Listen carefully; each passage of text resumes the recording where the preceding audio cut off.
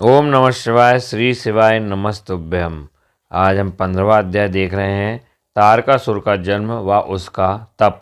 ब्रह्मा जी बोले, हे मुनि श्रेष्ठ नारद, कुछ समय बाद बजरंग की पत्नी गर्भवती हो गई। समय पूर्ण होने पर उसकी पत्नी ने एक पुत्र को जन्म दिया। वह बालक बहुत लंबा चौड़ा था, उसका शरीर बहुत अधिक विशाल था।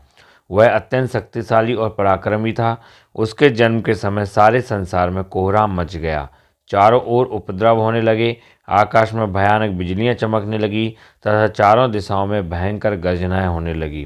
धरती पर भूकंप आ गया, पहाड़ कांपने लगे, नदी सरोवर का जल जोर जोर से उछलने लगा। चारों ओर आंधियां चलने लगी। सूर्य को राहु ने निगल लिया और चारों ओर अंधकार सा छा गया। उसके जन्म के समय के ऐसे अशुभ लक्षणों को देखते हुए कश्यप मुनि ने उसका नाम तारक रखा। तारक का जन्म हो जाने पर वज्रांग के घर ही उसका लालन पालन होने लगा। थोड़े ही समय में तारक का शरीर और बड़ा हो गया। वह पर्वत के समान विशाल और विकराल होता जा रहा था।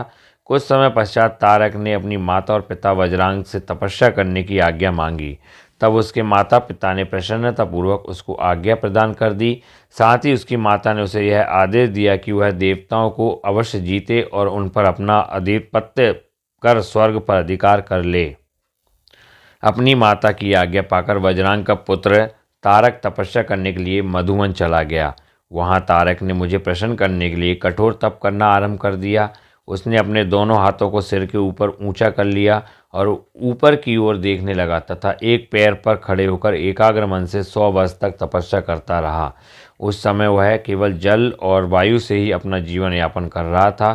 तत्पश्चात उसने 100 वर्ष जल में, 100 वर्ष थल में और 100 वर्ष अग्नि में रहकर कठिन तप करके मुझे प्रसन्न करने का प्रयत्न किया।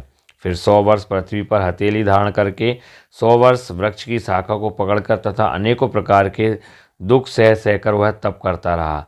इस तपस्या के प्रभाव से उसके शरीर से तेज निकलने लगा, जिससे देवलोक जलने लगा। यह देखकर सभी देवता घबरा गए। फिर मैं स्वयं तारकासुर के पास वरदान देने के लिए गया। मैंने तारकासुर से कहा, तारक, मैं तुम्हारी इस दुष्य तपस्या से बहुत प्रसन्न हूँ। तुमने इस प्रकार कठोर तप करके मुझे प्रसन्न किया है। तुम्हारा इसके पीछे क्या प्रयोजन है? निसंकोच मुझे बताओ, मैं तुम्हें तुम्हारा मनोवांछित फल अवश्य प्रदान करूँगा। तुम अपनी इच्छानुसार वर मांगो। ब्रह्मा जी के इन वचनों को सुनकर तारकासुर उनकी स्तुति करने लगा। तत्पश्चात वह बोला, हे विधाता, हे ब्रह्मा जी, अगर आप मेरी तपस्या से प्रसन्न होकर मुझे वरदान देना चाहते हैं तो प्रभु मुझे पहला वर यह दें कि आपके द्वारा बनाई गई इस सृष्टि में मेरे समान कोई भी तेजवान और बलवान ना हो। दूसरा वर यह दें कि मैं अमर हो जाऊं, अर्थात कभी भी मृत्यु को प्राप्त ना हूं।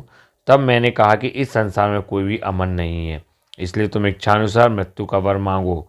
तारक ने अहंकार भरी विनम्रता से निवेदन किया, भगवान, मेरी मृत्यु भगवान शंकर के वीर से उत्पन्न बालक के चलाए हुए शस्त्र से ही हो और कोई मेरा वध ना कर पाए।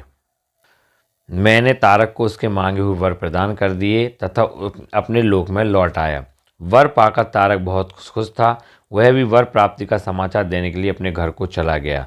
दैत्यों के गुरु शुक्राचार्य ने तारक को असुरों का राजा बना दिया। अब तारक तारकासुर नाम से प्रसिद्ध हो गया। वह तीनों लोकों पर अपना अधिकार स्थापित करना चाहता था, इसलिए सबको पीड़ित कर, उनसे युद्ध कर, उन्हें हराकर सबके राज्यों पर अपना अधिकार करता जा रहा था। स्वर्ग के राजा इंद्र ने भी डरकर अपना वाहन ऐरावत हाथी, अपना खजाना और 9 सफ़ेद रंग के घोड़े उसे दे दिए। ऋषियों ने डर के मारे कामधेनु गाय तारकासुर को दे दी। इसी प्रकार अन्य देवताओं ने भी अपनी अपनी प्रिय वस्तुएं तारकासुर को अर्पित कर दी। अन्य लोगों के पास भी जो उत्तम उत्तम वस्तुएं थी, उन्हें भी दैत्यराज तारक ने अपने अधिकार में कर लिया। इतना ही नहीं, समुद्रों ने भी भयभीत होकर अपने अंदर छिपे सभी अमूल्य रत्न निकालकर तारकासुर को सौंप दिए।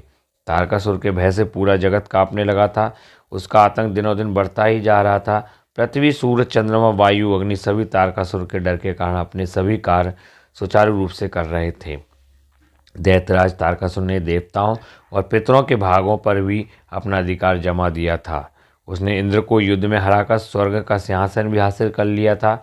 उसने स्वर्ग के सभी देवताओं को वहां से निष्कासित कर दिया, जो अपनी प्राण रक्षा के लिए इधर उधर भटक रहे थे।